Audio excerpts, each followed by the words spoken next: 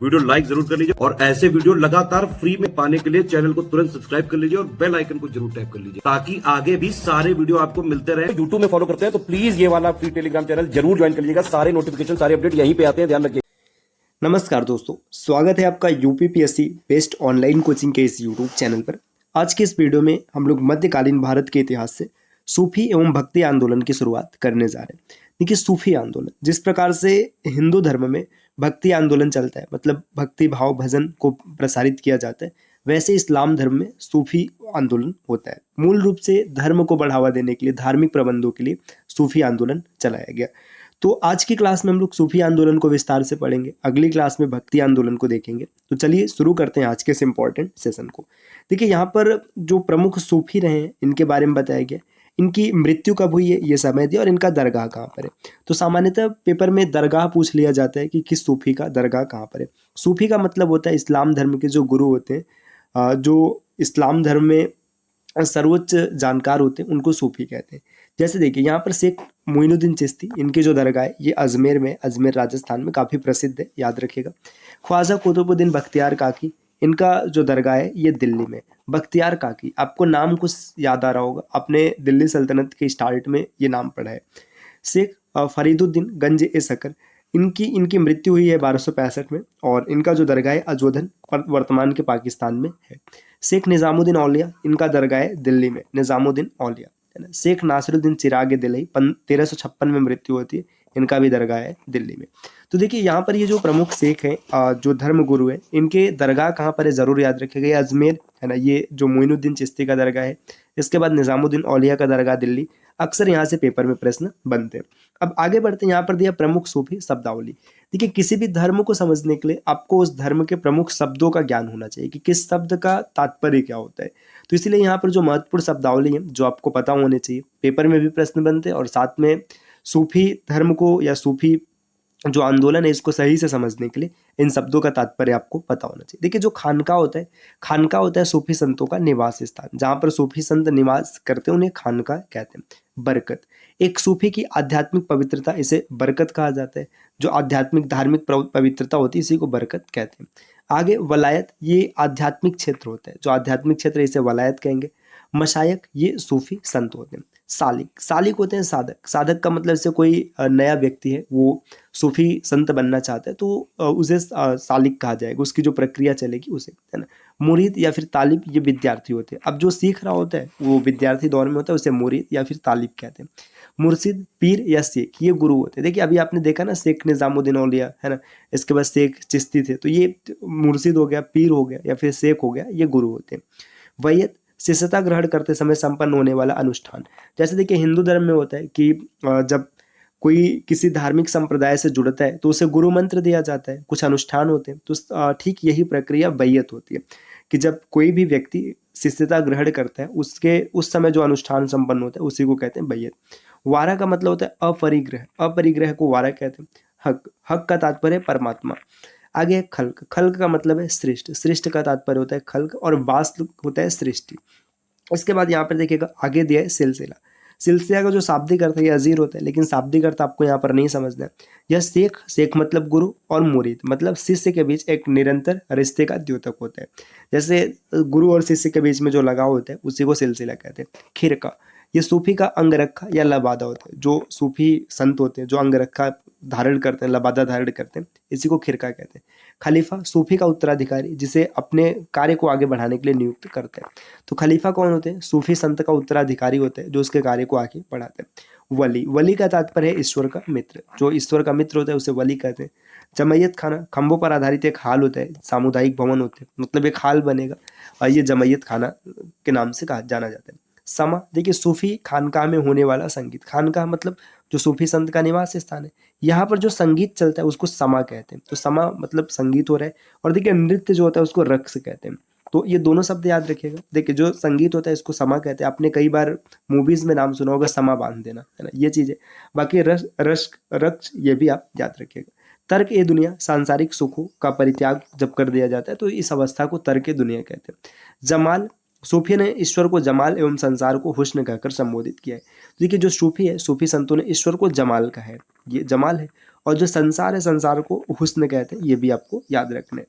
आगे मलदी, मुस्लिम मसीहा को मलदी कहा जाता है। देखिए जो मसीहा होते हैं, जो फरिश्ता होते हैं, इनको मलदी शब्द से संबोधित किया जाता है। दायरा, जो मेहदी लोग हैं अपनी बस्तियों में रहते हैं, जिसे दायरा कहते हैं। जैसे अब एक मसीहा है तो उसकी कोई ना कोई बस्ती होगी, उसी को हम लोग दायरा कहेंगे। फुतू होता है बिन मांगी खैरात या अयाचित उपहार, आपने कोई मांग नहीं की फिर भी आपको उपहार मिल गया, इसे फुतूह कहा जाता है। इसके बाद आगे देखिएगा जियारत। जियारत क्या होता है? सूफी संतों के दरगाह पर की जाने वाली धर्म यात्रा। सूफी संतों की जो दरगाह होती, वहां पर जो धर्म यात्रा होती, उसे दरगाह जियारत कहते हैं। आदाब उल सूफिया, सूफी आचरण संहिता, इसे आदाब उल सूफिया कहते हैं। मजजूब, ये वो शरीयत की पूर्ण अपेक्षा करने के लिए विख्यात है। ठीक है, मजजूब, जिन्होंने शरीयत की पूरी तरीके से उपेक्षा कर दी, उसी को क्या कहा गया? मजजूब। मलफूज, ये सूफी संतों का वार्तालाप, इसे मलफूज नाम दिया जाता है। तो ये महत्वपूर्ण शब्दावली है जिन्हें आपको पता होना चाहिए। आगे यहाँ पर देख दिया है सूफीवाद के विभिन्न सोपान। सोपान मतलब कितने प्रकार है? देखिए उबूदियत, उबूदियत क्या होता है? मनुष्यत्व की अवस्था होती है जिसके अंतर्गत सालिक में के सभी मानवीय गुण अवगुण विद्यमान होते हैं। मतलब देखिए जब कोई भी सालिक मतलब शिष्य होता है, वो सूफीवाद की शिक्षा ले रहा होता है, तो प्रारंभिक अवस्था को उबूदियत कहते हैं। इसमें उसके अंदर मानवीय गुण अवगुण सब कुछ विद्यमान होते हैं। अगली अवस्था होती है शरीयत। शरीयत क्या होता है? यह सूफीवाद का द्वितीय अवस्था है। इस चरण में साधक शरीयत के अनुसार अपने जीवन को अनुशासित करेगा। शरीयत जो इस्लामिक धर्म का कानून होता है, मतलब इस्लामिक धर्म के लिए कानून नियम परंपरा बनाएगा, उसके अनुसार अपने आप को अनुशासित करेगा। तरीकत, तरीकत का तात्पर्य कुरान की रहस्यवादी एवं उदार व्याख्या की अवस्था होती है, जो साधक को अपने पीर के माध्यम से ही जान पाता है। देखिए जो कुरान में रहस्यवादी और उदार व्याख्या किया गया है, इसको सीखना तरीकत कहलाता है। ये अपने साधक अपने पीर का मतलब अपने गुरु के माध्यम से इसे सीख पाएगा। मारिफत या फिर वसल, इसे वास्तविक ज्ञान भी कहते हैं। हकीकत क्या होता है? इस अवस्था के अंतर्गत सालिक को सात्विक ज्ञान की प्राप्ति होती है, मतलब जो सात्विक ज्ञान इसे मिल जाता है। फना या सूफी के अंदर सांसारिक प्रवृत्तियों के विनाश की अवस्था होती है। जो सांसारिक प्रवृत्ति है, गुण अवगुण या फिर जितनी भी संसार से जुड़ी चीजें, इन सब की विनाश हो जाते हैं, इसी को फना कहते हैं। बका का तात्पर्य सूफीवाद की अंतिम अवस्था, मोक्ष, मतलब जैसे अपने हिंदू धर्म में मोक्ष होता है, वैसे इस्लाम में सूफीवाद में बका होता है। बका का तात्पर्य अभी मोक्ष की अवस्था पर आग पहुंच गए। अब आगे देखिए यहाँ पर सूफी श्रेणियाँ। सूफी की मुख्यतः 3 श्रेणी है। पहला है मुरीद, दूसरा है मुतवासित और तीसरा है आरिफ। देखिए मुरीद क्या होता है? नव दीक्षित शिष्य, कोई भी ऐसा शिष्य जिससे अभी नया नया दीक्षित किया गया, उसे मुरीद कहेंगे। मुतवासित होता है मध्यम श्रेणी का सूफी, जो अभी तक पूर्णतः ईश्वर में विलीन नहीं हो पाए, मतलब ये मध्यम श्रेणी का सूफी होता है, अभी ईश्वर में पूर्णतः विलीन नहीं होता है। और आरिफ का मतलब होता है संपूर्ण सूफी, मतलब कोई भी व्यक्ति जो अपने नाम के आगे आरिफ शब्द जोड़ते हैं, इसका मतलब है कि पूरी तरीके से सूफी बन चुका है। अब देखिए यहाँ पर चिश्ती संप्रदाय के बारे में बताया गया। देखिए चिश्ती संप्रदाय, इसके जो संस्थापक रहे, ये मोइनुद्दीन चिश्ती रहे, है ना, भारत में।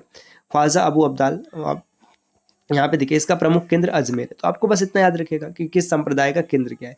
चिश्ती संप्रदाय, इसका केंद्र है अजमेर। ख्वाजा कुतुबुद्दीन बख्तियार काकी तथा बाबा फरीद इसके प्रमुख संत है। ठीक है, बख्तियार काकी और बाबा फरीद ये चिश्ती संप्रदाय के संत थे। निजामुद्दीन औलिया ने महबूब ए इलाही कहा गया। देखिए निजामुद्दीन औलिया को महबूब ए इलाही कहा गया। अमीर खुसरो भी इसी सिलसिले के अनुयायी थे। तो जो प्रमुख नाम है, निजामुद्दीन औलिया, बख्तियार काकी हो गया, इसके बाद बाबा फरीद हो गया, अमीर खुसरो, ये सब चिश्ती संप्रदाय के अनुयायी रहे थे। सोहरावर्दी, देखिए इसका जो मुख्यालय है मुल्तान में। तो इसका मुख्यालय कहाँ पर है? मुल्तान में। शाहदौला दरियाई, बहाउद्दीन जकारिया, जलालुद्दीन तबरेजी, हमीदुद्दीन नागौरी इसके प्रमुख संत रहे थे। बहाउद्दीन जकारिया को इल्तुतमिश ने शेखुल इस्लाम की उपाधि भी दी है। तो देखिए यहाँ पर किस वर्ग के कौन से संत है, बस आपको याद रखना है किस संप्रदाय के संत कौन है। चिश्ती में अमीर खुसरो आ जाएंगे, बख्तियार काकी रहेंगे, बाबा फरीद रहेंगे, है ना, ये सब रहेंगे।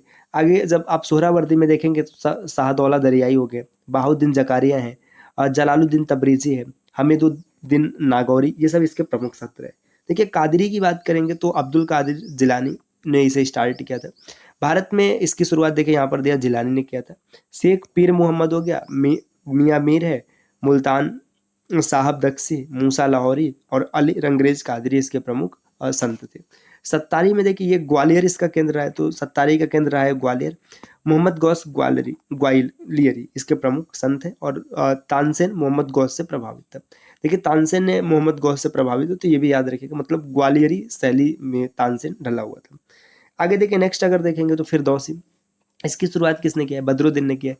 मुख्य केंद्र है बिहार। शेख सरफुद्दीन याहिया मनेरी सोहरावर्दी सिलसिला की फिरदौसिया शाखा के प्रमुख संत हैं। तो देखिए फिरदौसिया शाखा इसका केंद्र बिहार में और इसके संत कौन है ये भी हम लोगों ने देख लिया।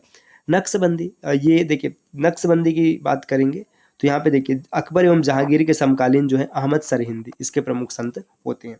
आगे देखिए यहाँ पर और भी दिया कुछ प्रमुख सिलसिला दिया, इसके संस्थापक हैं और अन्य जानकारियों के बारे में बताया गया, जैसे चिश्ती सिलसिला हो गया, सोहरावर्दी हो गया, सत्तारिया हो गया, कादरी हो गया। तो यहाँ पर कुछ तथ्य यहाँ पर दिए गए जिनका डिस्कशन हम लोग अगली क्लास में करेंगे ताकि क्लास काफ़ी लंबी ना होने पाए।